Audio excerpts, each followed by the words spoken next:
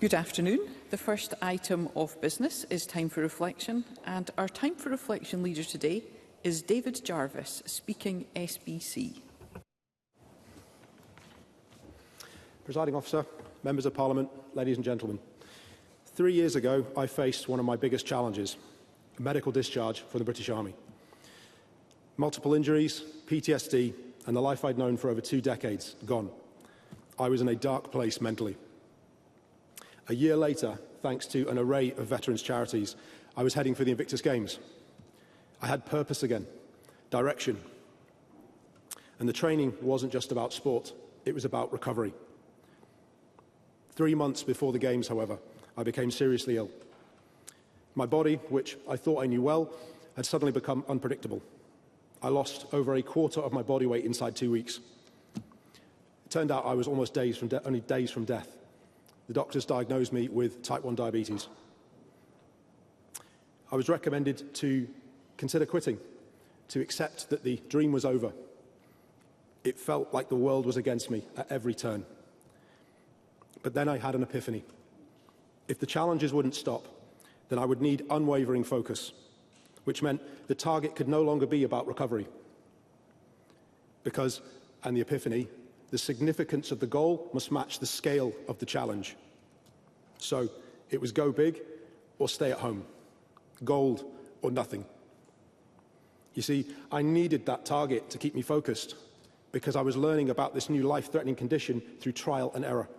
And let me tell you, it was mostly error. Over 40 blood tests a day, countless insulin injections, days when my blood glucose levels just crashed without reason or cause, leaving me shaking and struggling to stand, let alone train. Nights lying awake with anxiety and questioning my own sanity. When I arrived in Germany for the Invictus Games in September of 2023, I'd learned enough to bring it all together.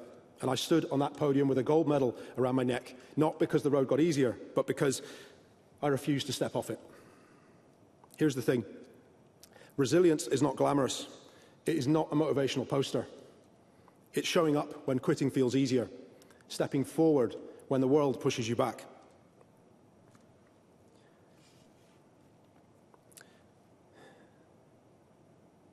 I learned through my challenges an important truth. The world does not get easier. I have to get better at dealing with it. I could have relied more on doctors, on my teammates, my coaches. I could have relied more on my family. We can delegate responsibility. But accountability is where the buck stops. And in my case, it had set up residence in the form of type 1 diabetes. I know I wasn't responsible for my diagnosis, but I am accountable for how I respond to it. I'm not responsible for every single mistake, but I am accountable for applying every lesson learned. My accountability is important because the challenges will just keep coming. There is no respite. Every day is still a school day. The world can still feel relentless, but my focus remains resolute.